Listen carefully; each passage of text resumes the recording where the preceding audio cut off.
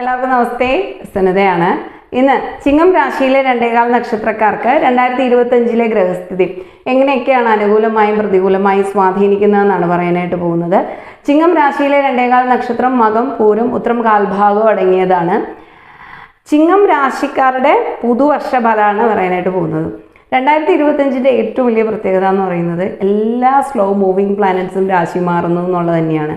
ശനി മാർച്ച് 29 കണ്ടകശനി കഴിഞ്ഞ് അഷ്ടമരാശിയിലോട്ടും, വ്യാഴം മെയ് 14 കർമ്മഭാവം വിട്ട് ലാഭസ്ഥാനമായ 11ാം ഭാവത്തിലും, രാഹു കേതു മെയ് 18 1-7 ഭാവങ്ങളിലോട്ടും സ്വാധീനിക്കും. 100% കരിയർ ഗ്രോത്തും ഫൈനാൻഷ്യൽ ഗ്രോത്തും ഉണ്ടാവും. വിദ്യാഭ്യാസ പുരോഗതിയും ബിരുദാനന്തര ബിരുദവും PhD പോലുള്ള ഉന്നത പഠനങ്ങൾക്കും മത്സര പരീക്ഷകളിലും ഒക്കെ തന്നെയും വിജയിക്കാനും ഒക്കെ നേട്ടങ്ങൾ ഉണ്ടാക്കിയെടുക്കാൻ കഴിയുന്ന മികച്ച സമയമാണ്. എക്സ്പീരിയൻസും തറവും ഇൻ ഡെപ്ത് നോളജും ഏത് വിഷയത്തിലാണോ നിങ്ങൾക്കുണ്ടായിരിക്കുന്നത് ആ വിഷയത്തിൽ ഉയർച്ചയുണ്ടാവും. ഉന്നത വിദ്യാഭ്യാസവും ചില ആൾക്കാർക്ക് ഉന്നത വിദ്യാഭ്യാസമൊക്കെ ഉണ്ടായിരിക്കും, പക്ഷേ തൊഴിൽ പുരോഗതിയോ ഒന്നും ഉണ്ടാവാതിരിക്കുന്ന ആൾക്കാർക്ക് അവരുടെ അറിവിനും കഴിവിനും ആനുപാതികമോ അതിൽ കൂടുതലോ ഉള്ള പുരോഗതി തീർച്ചയായും ഈ കാലഘട്ടത്തിൽ ഉണ്ടാക്കിയെടുക്കാൻ സാധിക്കും. പ്ലാനറ്റ്സ് എല്ലാം വന്ന് എല്ലാം ഇപ്പോൾ ചെയ്തുതരുമെന്നൊന്നും വിചാരിക്കരുത്. അത് ഈ കാലഘട്ടത്തിൽ നിങ്ങൾ ശ്രമിച്ചു കഴിഞ്ഞാൽ വളരെ സക്സസ് ഉണ്ടാക്കിയെടുക്കാൻ സാധിക്കും. അതാണ് എൻ്റെ അർത്ഥം. 5-11 ഭാവങ്ങൾ തമ്മിലെ കണക്ഷൻ ടീച്ചേഴ്സ്, സൈക്കോളജിസ്റ്റുകൾ, ആർട്ടിസ്റ്റ് ഇവർക്കൊക്കെയും അനുകൂലമാണ്. മോട്ടിവേഷണൽ സ്പീക്കേഴ്സിന് 100% സാമൂഹ്യ പ്രതിബദ്ധതയോടെയും സാമൂഹ്യ പ്രതിബദ്ധതയോടെ ആശയവിനിമയം നടത്താൻ സാധിക്കും. പ്രേക്ഷകരെ ചിന്തിപ്പിക്കുകയും പ്രചോദിപ്പിക്കുകയും ഒക്കെ ചെയ്യാൻ പറ്റുന്ന അർത്ഥവത്തായ ആശയങ്ങൾ വ്യക്തമായ ഭാഷയിൽ പ്രസൻറ്റ് ചെയ്യാൻ കഴിയുന്നതായ ഒരു സമയമാണ്. വീഡിയോ എഡിറ്റർ, മേക്കപ്പ് ആർട്ടിസ്റ്റുകൾ, tattoo artist, photographer, architecture, interior designers, fashion designers, advertising manager, writer, ഇങ്ങനെ ക്രിയേറ്റിവിറ്റിയുമായി ബന്ധപ്പെട്ട് പ്രവർത്തിക്കുന്നവർക്ക് വലിയ പ്രൊജക്റ്റിൻ്റെ ഭാഗമായോ വലിയ ഓഡിയൻസിന് വേണ്ടിയിട്ടോ ഒക്കെ തന്നെയും പ്രവർത്തിക്കാനായിട്ട് കഴിയും. 100% അർപ്പണ മനോഭാവത്തോടെ ആത്മാർത്ഥമായും പ്രവർത്തിക്കാൻ കഴിയുന്നതായ ഒരു സമയമാണ്. കേതു ജന്മത്തിൽ സഞ്ചരിക്കുന്നത് കൊണ്ട് തന്നെ ബന്ധുവിരോധമോ ശത്രുഭയമോ ഒക്കെ തന്നെ ഉണ്ടാവാം.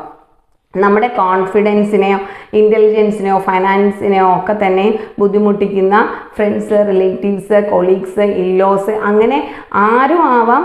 അത്തരത്തിലുള്ള ഒരു നമുക്ക് അത്തരത്തിൽ ബുദ്ധിമുട്ടിക്കുന്ന അങ്ങനെയുള്ള ഏത് റിലേഷൻസും ആവാം. അത്തരത്തിലുള്ള ഒരു അൺഹെൽത്തി റിലേഷൻസ് നമുക്കുണ്ടെങ്കിൽ നമ്മളൊരു ഹെൽത്തി ബൗണ്ടറി നമ്മൾ ഫിക്സ് ചെയ്യണം എന്നുള്ളതാണ് ഈ സമയത്ത് ശ്രദ്ധിക്കേണ്ട വിഷയം. അല്ലെങ്കിൽ നമുക്ക് ആ വിഷയം മാത്രം സോൾവ് ചെയ്തുകൊണ്ട് നിൽക്കേണ്ടി വരും ഈ പുരോഗതി ഉണ്ടാകുന്ന സമയത്ത്. അതുകൊണ്ടാണ് ഒരു ഹെൽത്തി ബൗണ്ടറി ഫിക്സ് ചെയ്യണം എന്ന് പറയാൻ കാരണം. ഹെൽത്തി ബൗണ്ടറി എന്ന് പറയുമ്പോൾ വലിയ വഴക്കോ പ്രശ്നങ്ങളോ ഒന്നും ഇല്ലാതെ തന്നെ സൗമ്യമായും എന്നാൽ ശക്തമായ നിലപാടുകളിലൂടെ പ്രതിരോധിച്ച് മുന്നോട്ട് പോകാനുള്ള ഒരു ആർജവം ഉണ്ടാവണം എന്നുള്ളതാണ് അതിൻ്റെ അർത്ഥം. ചിങ്ങം രാശിക്കാർക്ക് ബൗണ്ടറി ഫിക്സ് ചെയ്യാനൊക്കെ വളരെ എക്സ്പെർട്ടായിട്ടുള്ള ആൾക്കാർ തന്നെയാണ്. വളരെ ആക്റ്റീവായിട്ടുള്ള ആൾക്കാരും അമ്മയുടെ മുന്നിലല്ലാതെ മറ്റൊരാളുടെയും മുന്നിൽ തലകുനിക്കുന്ന പ്രകൃതവും. അതിന് കാരണം എന്താ അങ്ങനെ പറയാനായിട്ട്? ഹോരാശാസ്ത്രത്തിൽ 16ാമത്തെ അധ്യായത്തിൽ 5ാമത്തെ ശ്ലോകത്തിൽ പറയുന്നുണ്ട്, മാതൃവിധേയോർക്കഭേ എന്നാണ് പറയുന്നത്. മാതാവിനോട് വളരെ വിധേയത്വം ഉണ്ടായിരിക്കുന്ന വ്യക്തിയാണ്. എന്നാൽ സ്ത്രീ ദ്വേഷി പ്രിയമാംസ കാനന നഹാന്നും പറയുന്നുണ്ട്. അപ്പോൾ അതിൽ നിന്നൊക്കെ നമുക്ക് മനസ്സിലാക്കാൻ പറ്റുന്നത് അമ്മയുടെ മുന്നിലാണ് കൂടുതൽ പ്രതിപത്തി ഉണ്ടായിരിക്കുക എന്നുള്ളത്. അപ്പോൾ എന്നാൽ എന്തുകൊണ്ട് ഇങ്ങനെ ഒരു ഫലം പറഞ്ഞു എന്ന് ചോദിച്ചാൽ, ഈ കാലഘട്ടത്തിൻ്റെ നമ്മുടെ ഈ 2025 ചില ദോഷഫലങ്ങൾ കൊണ്ടാണ് നമ്മളെ ബുദ്ധിമുട്ടിക്കുന്ന ചില ബന്ധങ്ങൾ വന്നേക്കാമെന്നും അതിൽ ബുദ്ധിപരമായി കൈകാര്യം ചെയ്യണമെന്നും ഒക്കെ പറയാൻ കാരണം എന്നുള്ളത്. ആർത്രൈറ്റീസ് ഉണ്ടാകാനുള്ള സാധ്യത വളരെ കൂടുതലാണ്. എല്ല്, പല്ല്, ഉദരം, ഈ 3 കാര്യങ്ങളും ശ്രദ്ധിക്കണം എന്നുള്ളതാണ്. മെയ് മാസത്തിന് ശേഷം, അതായത് ഈ വർഷത്തിൻ്റെ പകുതിക്ക് ശേഷം ബുദ്ധിമുട്ടുകൾ കൂടുതൽ ആയിരിക്കും എന്നുള്ളത്. ജോലിയിൽ ഉയർച്ചയെ സ്ഥാനക്കയറ്റവും, പോലീസ്, പട്ടാളം, ഇൻവെസ്റ്റിഗേഷൻ റിലേറ്റഡ് ആയിട്ടുള്ള മേഖലയിൽ പ്രവർത്തിക്കുന്ന സയൻറ്റിസ്റ്റ്, ഈ വിധ മേഖലകളിൽ പ്രവർത്തിക്കുന്ന ആൾക്കാർക്ക് ഹാർഡ് വർക്കും പ്രതിസന്ധികളും തൊഴിൽപരമായ കാര്യങ്ങളിലൊക്കെ ഉണ്ടാവും. എങ്കിൽ പോലും അതിൽ നിന്ന് നല്ല റിസൾട്ടും അംഗീകാരങ്ങളും ബഹുമതികളും നേടിയെടുക്കാനും സാധിക്കും. ബിസിനസ്സുകാർക്ക് വളരെ വലിയ ലാഭം ഉണ്ടാക്കിയെടുക്കാൻ കഴിയുന്നതായ ഒരു സമയമാണ്. വിദ്യാർത്ഥികൾക്ക് ഈ സമയം ഏറെ ഗുണം ചെയ്യുമെന്നും പറയാൻ സാധിക്കും. വിവാഹ ജീവിതത്തിൽ ഉത്തരവാദിത്വത്തോടെയും യാഥാർത്ഥ്യ ബോധത്തോടെയും പെരുമാറണം. പെരുമാറുകയും ചെയ്യും. വിവാഹത്തിന് കാലതാമസം നേരിടുന്ന വ്യക്തികൾക്ക് മെയ് മാസത്തിന് ശേഷം വിവാഹം നടക്കും. മനപ്പൊരുത്തവും ജാതകപ്പൊരുത്തവും നോക്കി മനസ്സിന് ഇഷ്ടപ്പെട്ട വ്യക്തിയെ തന്നെ വിവാഹം കഴിക്കുന്നതാണ് നല്ലത്. കാരണം സ്ത്രീ ദ്വേഷി പ്രിയമാംസ കാനനനഖ എന്ന് പറഞ്ഞിരിക്കുന്നത് കൊണ്ട്, ഞാൻ പറഞ്ഞതല്ല, ഹോരശാസ്ത്രത്തിൽ പറഞ്ഞിരിക്കുന്നത് കൊണ്ട് പെട്ടെന്നൊന്നും സ്ത്രീകളെ ഒന്നും അംഗീകരിക്കില്ല. മനസ്സിന് അത്ര ഇഷ്ടപ്പെടുന്ന വ്യക്തിയെ വിവാഹം കഴിക്കുന്നതാണ് നല്ലത്. പ്രണയ കാര്യങ്ങളിൽ ആകട്ടെ, സ്പൗസിനോടാകട്ടെ, നിങ്ങളുടെ ബന്ധം എന്നേക്കുമായിട്ട് ആരോഗ്യപരമായിട്ട് തുടരാൻ ആഗ്രഹമുണ്ടെങ്കിൽ ക്ഷമയോടെ സാഹചര്യങ്ങളെ, കുടുംബജീവിതത്തിലായാലും ഒക്കെ തന്നെ സാഹചര്യങ്ങളെ കൈകാര്യം ചെയ്യണം എന്നുള്ളതാണ്. നിങ്ങളുടെ പങ്കാളിക്ക് അവരുടേതായ ഒരു സ്പേസ് കൊടുക്കണം. അവരുടെ അഭിപ്രായങ്ങളും ആശയങ്ങളും ക്ഷമയോടെ കേൾക്കാനും ശ്രമിക്കുന്നത് നല്ല തന്നെയായിരിക്കും. തീരുമാനങ്ങളൊന്നും അവരിൽ നമ്മുടെ തീരുമാനങ്ങളൊന്നും തന്നെ അവരിലോട്ട് അടിച്ചേൽപ്പിക്കാനൊന്നും ശ്രമിക്കരുത്. പരസ്പരം ചർച്ച ചെയ്തൊക്കെ ഒരു തീരുമാനം എടുക്കുക എന്നുള്ളത്. പരസ്പരമുള്ള ആശയവിനിമയത്തിൻ്റെ അഭാവം കാരണം നിങ്ങൾക്കിടയിൽ ചില തെറ്റിദ്ധാരണകൾ ഉണ്ടാകാനുള്ള സാധ്യതയുണ്ട്. ഇത് എന്തുകൊണ്ട് ഇങ്ങനെയൊക്കെ പറയുന്നത്? 7ാം ഭാവാധിപതിയായ ഗ്രഹത്തിന് 6-8 ഭാവങ്ങൾ തമ്മിലുള്ള കണക്ഷൻ ഉണ്ട്. അതുകൊണ്ടാണ് പറഞ്ഞത്. ബന്ധത്തിൽ സത്യസന്ധത പുലർത്തുക. നിങ്ങളുടെ ജീവിതത്തിൽ മറ്റൊരാൾ അനാവശ്യമായി ഇടപെടാനുള്ള സാഹചര്യം ഉണ്ടാക്കരുത്. 6, 7, 8 ഭാവങ്ങൾ തമ്മിലെ കണക്ഷൻ സ്പൗസിനോട് ചില അഭിപ്രായ വ്യത്യാസങ്ങളോ സ്പൗസിന് ആരോഗ്യപരമായോ കടബാധ്യതകളോ കേസോ ഒക്കെ ഉണ്ടായിരുന്നാലും 5ാം ഭാവാധിപതിയായ ഗ്രഹം ആരാ? വ്യാഴം 7ാം ഭാവത്തിൽ വീക്ഷിക്കുന്നത് കൊണ്ടും അത് വ്യാഴമായതുകൊണ്ടും ആ വിധ പ്രശ്നങ്ങൾക്ക് പരിഹാരം ഉണ്ടാവുകയും ചെയ്യും എന്നുള്ളതാണ്. അപ്പോൾ അതായത് പ്രശ്നം ഉണ്ടാകുമ്പോൾ കുളമാക്കാനായിട്ട് നിൽക്കരുത്. സ്വാഭാവികമായിട്ട് അതിന് പ്രശ്നം സോൾവ് ചെയ്യാനൊക്കെ സാധിക്കും. പക്ഷേ ചില ബുദ്ധിമുട്ടുകൾ അവിടെ ഉണ്ടാവും എന്നുള്ളതാണ്. വഴിയുമായി ബന്ധപ്പെട്ട കേസ് നിലവിലുണ്ടെങ്കിൽ വിജയിക്കാനുള്ള സാധ്യത വളരെ കൂടുതലാണ്. സ്പൗസിന് നിയമബിരുദമോ ബിരുദാനന്തര ബിരുദമോ ഉണ്ടെങ്കിൽ ഈ വർഷം മജിസ്ട്രേറ്റ് ടെസ്റ്റ്, പബ്ലിക് പ്രോസിക്യൂട്ടറിൻ്റെയൊക്കെ ടെസ്റ്റ് വിളിച്ചാൽ എക്സാം നന്നായിട്ട് പഠിച്ചിട്ട് എഴുതാനായിട്ട് ശ്രമിക്കണം. ഞാൻ പറഞ്ഞത് ഇവരല്ല, ഇവരുടെ സ്പൗസിൻ്റെ കാര്യമാണ് പറഞ്ഞത്. ആ ടെസ്റ്റൊക്കെ എഴുതാൻ ശ്രമിക്കണം. കിട്ടാനുള്ള സാധ്യത 2025-ലും 2026-ലും വളരെ കൂടുതലാണ്. താന്ത്രികം, ജ്യോതിഷം ഒക്കെ കൈകാര്യം ചെയ്യുന്ന വ്യക്തികളൊക്കെ ഈ രാശിയിൽ ധാരാളമായിട്ടുണ്ടായിരിക്കും. അവർക്കൊക്കെയും വളരെ അനുകൂലമാണ്. ഒരുപാട് കാര്യങ്ങൾ പഠിക്കാനും പ്രയോഗത്തിൽ വരുത്താനും ഒക്കെ കഴിയും. പ്രശസ്തമായതും തിരക്കേറിയതുമായിട്ടുള്ള ആരാധനാലയങ്ങളിൽ, അമ്പലങ്ങളിലൊക്കെ പ്രവർത്തിക്കാനുള്ള സാഹചര്യം ഉണ്ടാവും എന്നുള്ളതാണ്. ഗവേഷണം, മനഃശാസ്ത്രം, business, interior designers, architecture, fashion designers, ചെമ്പിൻ്റെ സ്വർണ്ണത്തിൻ്റെയൊക്കെ ബിസിനസ് നടത്തുന്നവർക്കൊക്കെ തന്നെ വളരെ അനുകൂലമാണ്. ലാർജ് സ്കെയിലിൽ ബിസിനസ് കൊണ്ടുപോകാൻ കഴിയുന്ന സമയമാണെന്ന് പറയാം.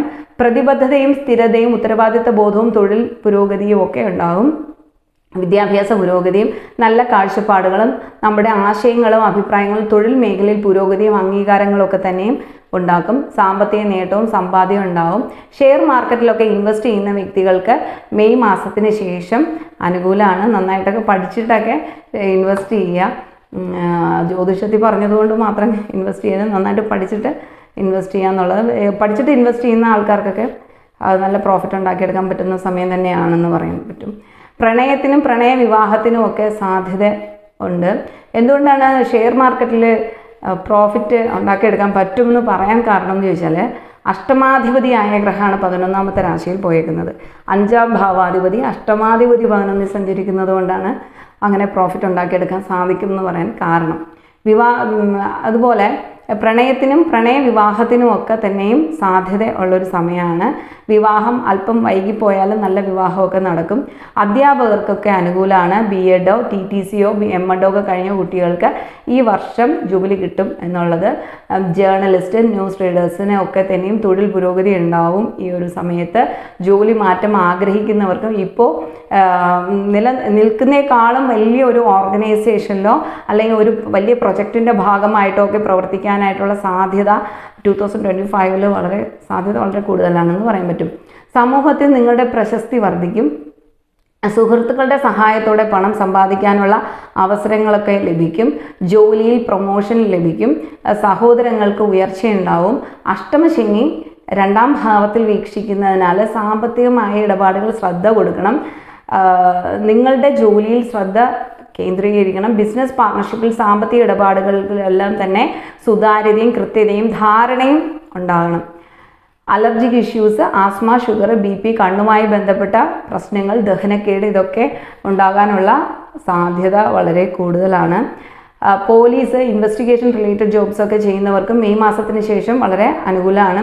സ്പൗസിൻ്റെ ആരോഗ്യകാര്യത്തിലൊക്കെ തന്നെയും ശ്രദ്ധ വേണം. ഐക്യമത്യ സൂക്താർച്ചന 2 പേരുടെയും പേര് നക്ഷത്രം ഒറ്റ റിസിപ്റ്റിനകത്ത് എഴുതി കഴിപ്പിക്കണം എന്നുള്ളതാണ് ഐക്യമത്യ സൂക്തം.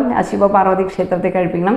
നിത്യപൂജയുള്ള സർപ്പക്ഷേത്രത്തിൽ സർപ്പസൂക്താർച്ചന അല്ലെങ്കിൽ പാലഭിഷേകമോ കൊടുക്കണം. അല്ലെ കുറഞ്ഞ പക്ഷേ ആയില്യത്തിനെങ്കിലും വഴിപാട് കൊടുക്കണം, ആയില്യപൂജയ്ക്കൊക്കെ കൊടുക്കണം എന്നുള്ളതാണ്.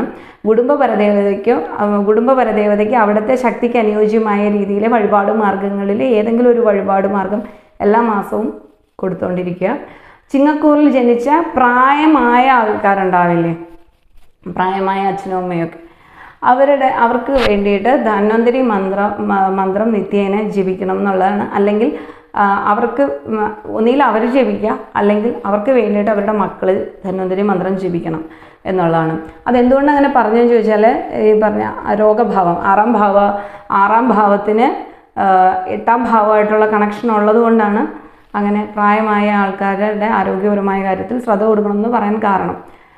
പാർക്കിൻസൺ ഡിസീസ്, ആർത്രൈറ്റീസ്, കണ്ണിൻ്റെ ആരോഗ്യപരമായ ബുദ്ധിമുട്ടുകളുള്ള വ്യക്തികൾ, അവർക്കൊക്കെ അത്തരത്തിലുള്ള ബുദ്ധിമുട്ടുകൾ ആരോഗ്യകാര്യത്തിൽ ശ്രദ്ധ കൊണ്ട് പ്രോപ്പറായിട്ടുള്ള ട്രീറ്റ്മെൻറ്റും ഫോളോ അപ്പും ഒക്കെ വേണം ഈ സമയത്ത്. തീർത്തും സുഖമില്ലാത്ത അച്ഛനോ അമ്മയോ ഒക്കെയാണ് ഈ രാശിയിലുള്ളതെങ്കിൽ അവരുടെ ഓറൽ ഹൈജീനൊക്കെ നന്നായിട്ട് മക്കളൊക്കെ ശ്രദ്ധിക്കണം എന്നുള്ളതാണ്. മക്കളൊക്കെ എത്ര തന്നെ ദൂരത്താണ് നിൽക്കുന്നതെങ്കിലും അവർക്കൊരു ഒറ്റപ്പെടൽ ഫീൽ ചെയ്യാതെ എപ്പോഴും വിളിച്ച് സംസാരിക്കുകയും ശ്രദ്ധിക്കുകയും ഒറ്റപ്പെടൽ ഒരിക്കലും ഫീൽ ചെയ്യാതെ തന്നെ സംരക്ഷിക്കുക എന്നുള്ളതാണ്. നമ്മുടെ അതുമല്ല, ജന്മത്തിൽ കേതു സഞ്ചരിക്കുന്ന സമയം കൂടെ ആയതുകൊണ്ടും ആരോഗ്യപരമായ പ്രശ്നങ്ങൾ ഉണ്ടാകാനുള്ള സാധ്യത വളരെ കൂടുതലാണ്. നമ്മുടെ നാട്ടിലൊക്കെ ഇപ്പം എന്താ പറയണ്ടത്, നമ്മുടെ നാട്ടിൽ കൂടുതലും പാരൻസ് മാത്രം നാട്ടിൽ നിൽക്കും, മക്കളൊക്കെ വിദേശത്ത്. ആദ്യമൊന്നും അത് പ്രശ്നം ഉണ്ടാവില്ല, പിന്നെയൊക്കെ അത് പ്രശ്നമാണ്. അത് ഞാൻ ഫേസ് ചെയ്തൊരു പ്രധാന വിഷയമാണ്. ഞാൻ പുറത്തു പോയ സമയത്തൊന്നും എൻ്റെ അച്ഛനും അമ്മയ്ക്കൊന്നും വേറെ, അവർ ഹെൽത്തി ആയിട്ടും ഒക്കെ തന്നെ നിന്ന്, പിന്നെ പോകെ പ്രശ്നങ്ങളുണ്ടാവുമല്ലോ. അപ്പം ഞാനത് ഫേസ് ചെയ്ത ഒരാളാണ്. അപ്പോൾ അതുകൊണ്ട് തന്നെ നമ്മൾ പക്ഷേ ഇങ്ങനെയൊക്കെ ആണെങ്കിലും നമ്മുടെ നാട്ടിലൊരു പ്രധാന ഒരു പ്രശ്നം എന്താണെന്ന് വെച്ചാൽ, ധർമ്മമൊക്കെ നമ്മൾ പറയും, പക്ഷെ പ്രവർത്തിക്കുന്ന ഒരു പ്രശ്നമേ ഇല്ല എന്നുള്ളതാണ്.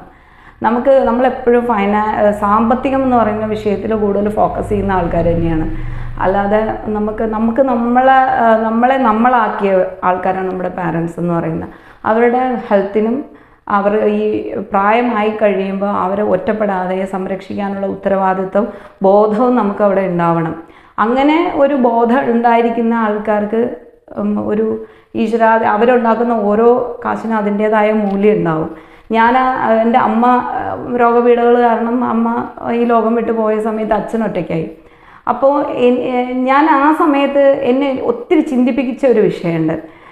എല്ലാവരും ഞാൻ ജോലി റിസൈൻ ചെയ്ത് അച്ഛനോടൊപ്പം നിൽക്കണം എന്ന് പറയുമ്പോഴത്തേക്കും അതൊരു നല്ല കാര്യമാണെന്ന് പറയും എന്നാണ് ഞാൻ വിചാരിച്ചത്. പക്ഷേ ഒരു 95% ആൾക്കാരും എന്നെ ബോധവൽക്കരിക്കാൻ ശ്രമിച്ചത്, അച്ഛൻ ഇന്നുണ്ടായിരിക്കും, കുറച്ച് നാളുകൂടെയൊക്കെ അച്ഛന് സമയമുള്ളൂ, അപ്പം പിന്നെ നമ്മൾ അതിനെ ഫോക്കസ് ചെയ്ത് നിൽക്കേണ്ട, അച്ഛനെ ഏതെങ്കിലും ഒരു മെയ്ഡിനെയൊക്കെ ഏൽപ്പിച്ചിട്ട് നിങ്ങൾ സ്ഥലം വിട്ടോ, നിങ്ങൾ സാമ്പത്തികമായിട്ടുള്ള കാര്യങ്ങൾക്കാണ് കൂടുതൽ ഊന്നൽ കൊടുക്കേണ്ടത് എന്നുള്ള ഒരു അഭിപ്രായങ്ങൾ പലയിടത്തുനിന്നും ഞാൻ കേൾക്കേണ്ടി വന്നു എന്നുള്ളതാണ്. അപ്പോൾ ഞാൻ മനസ്സിലാക്കിയ ഒരു കാര്യം ഞാൻ പറഞ്ഞത്, ധർമ്മമൊക്കെ പറച്ചിൽ മാത്രമേ ഉള്ളൂ, പ്രവൃത്തിയിൽ പലരും കൊണ്ടുവരാൻ ശ്രമിക്കുന്നില്ല എന്നുള്ളതാണ്. അപ്പോൾ പക്ഷെ നമ്മൾ അങ്ങനെ ആകരുത്. നമ്മുടെ പാരൻസിനെ നോക്കാനായിട്ട് ശ്രമിക്കുക. അങ്ങനെ ഉള്ള ഒരു മനസ്സാണ് നിങ്ങളുടേതെങ്കിൽ നിങ്ങളോടൊപ്പം ഭഗവാൻ ഉണ്ടാവും എന്നാണ് ഞാൻ പറയുന്നത്. അപ്പം എല്ലാവർക്കും ഈ ഒരു വീഡിയോ ഇഷ്ടമായിട്ടുണ്ടെങ്കിൽ ലൈക്ക് ചെയ്യുക, ഷെയർ ചെയ്യുക, കമൻറ്റ് ചെയ്യുക. ഇനിയും കാണാം കേട്ടോ. ബൈ.